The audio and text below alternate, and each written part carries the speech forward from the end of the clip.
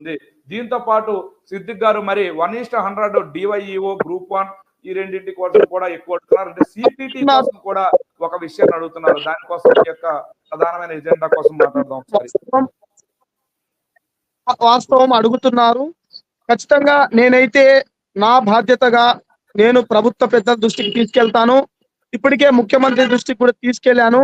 Plus వాయిదా ఏదైతే first మనం ఎన్నుకున్నటువంటి గ్రూప్ 2 వాయిదా అంశము తేలిన వెంటనే, అపాయింట్మెంట్ దొరికిన వెంటనే నేను ఎన్ని అంశాలను కూలంకుషంగా చెప్పి ప్రభుత్వంతో దగ్గర నుండి కూర్చొని మాట్లాడి చేపిస్తాను.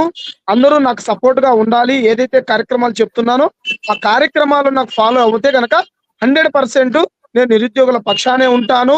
ఎప్పటికీ కూడా ఏ సమస్య వచ్చినా కూడా నేను అందుబాటులో ఉంటాను. మీ పక్షానే ఉంటాను.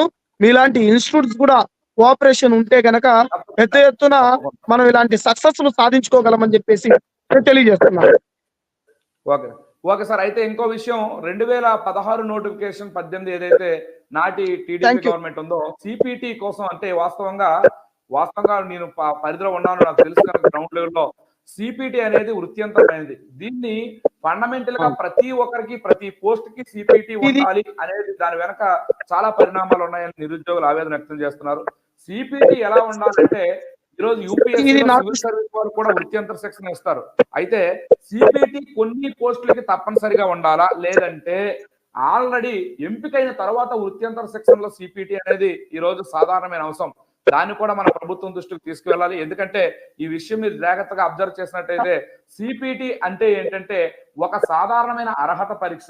ఈ అర్హత పరీక్షనేమో మెయిన్ మార్కుల్లో పెట్టి నిరుద్యోగులను కొంతమందికి రాలేదని చెప్పి వాళ్ళు తీసి